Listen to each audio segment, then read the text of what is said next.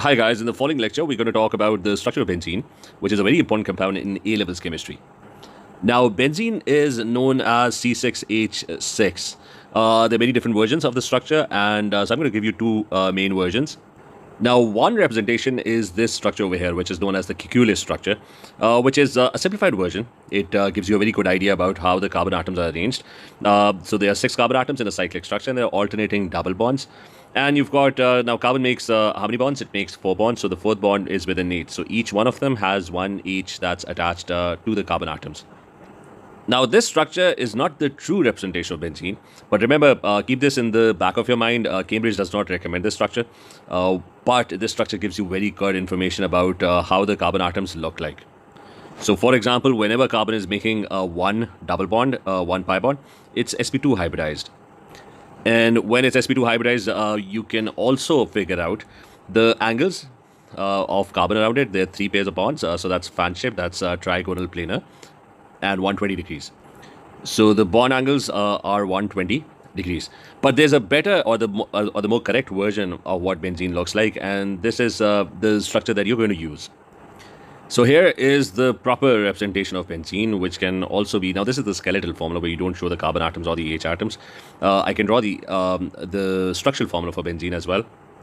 So here in front of you is the structural formula of the same benzene, and you can see one major difference that you can see over here between these two structures, that the double bonds are not shown. Instead, you have this ring. What this ring represents is that it represents a benzene ring. It's known as a benzene ring, and it's a delocalized pi electron cloud. What that implies is that all the double bonds over here, they've kind of gotten mixed up, and you get this pi electron cloud. Now I'm going to clearly show what a benzene is going to look like in a bit more detail now. Remember, focus on the sp2 hybridization, and let's try and construct how this ring gets formed. How do the double bonds over here, they get converted into this benzene pi electron cloud ring, a delocalized charge that's above and below the plane of benzene. So we're going to try and build this structure. I'm going to build this structure first, and then we're going to focus on this structure. So now have a look at an sp2 hybridized carbon atom. Now in sp2 hybridization, you had 3 carbon, remember, had 4 electrons. So these were the 4 electrons in its 4 orbitals in the outer shell. So what happened in sp2 hybridization was that carbon was only bonded to 3 atoms. So one atom was pulling electrons in this direction. The other atom was pulling electrons in this direction. And then there was another atom on the other side that was pulling electrons in that direction. So carbon, just like we saw in benzene, like over here, you can see that carbon over here, this carbon over here, is only bonded to 3 atoms. And I can highlight that, so it's bonded, so electrons are getting pulled in one direction, pulled in another direction, and so there are only 3 atoms bonded to carbon at the moment.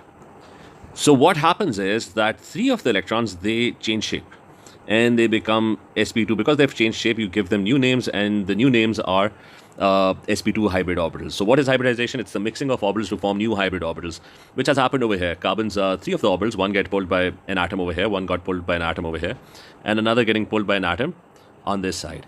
And that's sp2 hybridization. While what happens is that the 4th orbital remains unchanged at the moment. So the 4th orbital, which is your p orbital over here, it's not doing anything at the moment. It's not bonded to anything.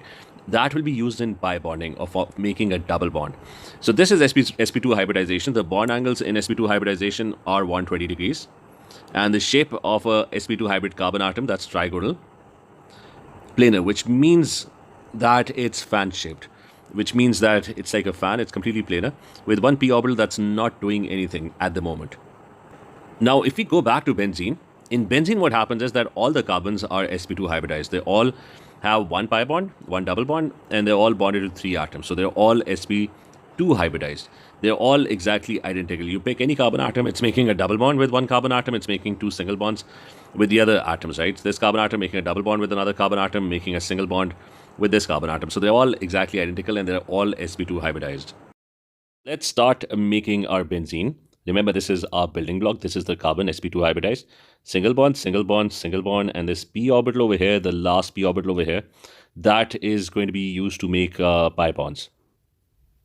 Now you can all look over here that I have 6 carbon atoms, all sp2 hybridized, and they will start forming single bonds. They're sp2. The yellow ones are the sp2 hybrid orbitals that we discussed over here. So they would all start forming sigma bonds with each other. So let me just quickly try and do that. So there's going to be an overlapping in the middle over here. This carbon atom would come in. It will probably start overlapping over here, and we will start connecting them together. So that's again in the middle. And then this final building block that's going to come here, and it's going to form a sigma bond over here. So what's going to happen now is that the sp2 hybrid orbitals will start overlapping in the middle. They'll attract each other's electrons. They'll start sharing electrons, and they'll start bonding with each other. So I'm going to seal this shut. They're going to start forming overlapping bonds, sigma bonds over here. So you can see over here the overlapping has happened, and sp2 overlap forms sigma bonds. And I've written this over here, but make sure you keep this in your mind. Now, the next thing that happens is that H comes in. Where were all these sp2 orbitals pointing to? They were bonding with H atoms. So H over here is going to come in, and it's going to form these bonds over here. So 6 H atoms come in, and the remaining sp2 orbitals, they would end up forming sigma bonds with these H atoms. So keep this in mind as well. They're going to ask for this. So the sp2 carbon, the sp2 orbital is overlapping with hydrogen. Hydrogen has an s orbital. So these two orbitals are overlapping in the middle over here, and they're forming a sigma bond at this point as well. So again, I repeat, carbon had 3 sp2 orbitals. One bonded with this carbon atom, the other one bonded to this carbon atom, and the third one bonded to H over here. Now, our main sigma bonding is kind of clear now. It's 6 carbon, C6H6. The way we had shown benzene over here. Now the final part is, so remember, all the sigma bonds are clear, single bonds, all the carbon atoms, they're making single bonds. Now we're going to talk about this benzene ring. Where does this come up from? You've got 3 alternating double bonds, but remember I told you that the double bonds, they kind of get mixed up, and you get a ring of delocalized benzene pi electrons. So we're going to focus on this now. And it's pretty obvious. Like if you know about pi bonding, what's going to happen is that the p orbitals remaining, they would start to overlap with each other. So whenever you have 2 p orbitals and they are parallel to each other, they will start overlapping above and below, and they'll start forming pi bonds. Now there are 6 of them over here, so eventually they will all start overlapping. So I'm going to start with the first one. Let's try and make 1 pi bond. So overlapping from the top, bottom, and they overlap. I can make a pi bond between these atoms as well.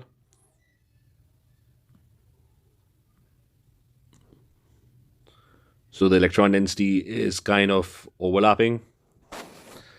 And eventually all of these orbitals will eventually overlap. So you can see all the p orbitals are parallel to each other, and they are overlapping. So their electron density is overlapping. So there's overlapping that's happening between these orbitals as well. And behind one, they're also in parallel to each other. So there is overlapping going on. So I'm gonna just make the front one slightly darker.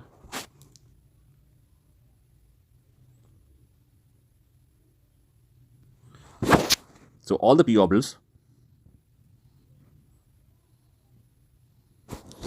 are overlapping with each other. Now that's a very good representation of what the benzene looks like. Carbon making sp2 hybrid orbitals, all overlapping with each other, with the neighboring carbon atoms making 3 bonds, with an H, with another carbon atom, with the other carbon atom, and then the p orbitals are overlapping and they're forming. So let me write that down. So the pi bond that's getting formed over here, who's forming it? It's a p orbital overlapping, a sideways overlap of orbital that is going on over here. So over here, this thing over here, I hope for everyone, this is now a much better, you develop a much better understanding of this. Remember, this is a completely hexagonal planar structure, and let's write that down as well. And the angles are all, or the bond angles specifically, are all 120 degrees. All the carbon atoms are sp2 hybridized. So they're going to ask you, you're going to get big questions on this, and they're going to ask you every single detail about how the benzene structure gets formed. Now, one thing I'm going to additionally highlight over here is that if you focus on the p orbital over here, the pi bond has a low electron charge density. This pi bond has low electron charge density compared to normal pi bonds. Although this is a very extended system of pi bonds, but this one has low electron density, and there's one major reason for that. And that one major reason is that your p orbitals are overlapping on both sides. So what that does is that so the p orbital over here is overlapping with the p orbital next door on the right side. It's also overlapping with the p orbital that's on the left side. So the electrons are more distributed and more spread out. So p orbitals, they overlap on both sides.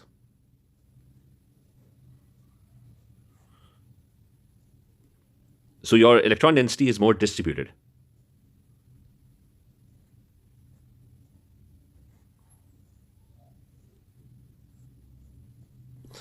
And so the charge density is more spread out. So remember, a benzene pi bond is not really a double bond. It's more of a delocalized double bond.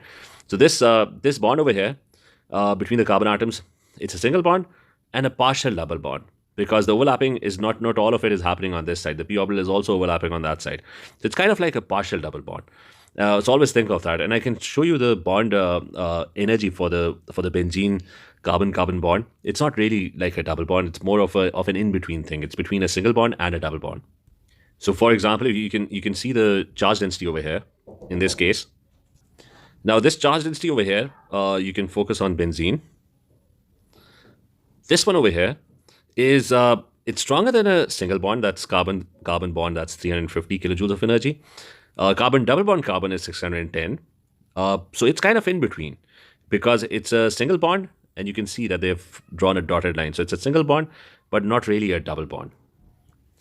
And because of this weaker charge density, which I just described, benzene's electrophilic reactions are slightly slower. Electrophiles are going to get attracted to the electrons over here, but they're not going to be very strongly attracted to benzene compared to a normal double bond, compared to alkenes. So remember, this double bond over here is not really a double bond. It's kind of like a partial double bond, which is delocalized, and it's not going to attract electrophiles as strongly as alkenes.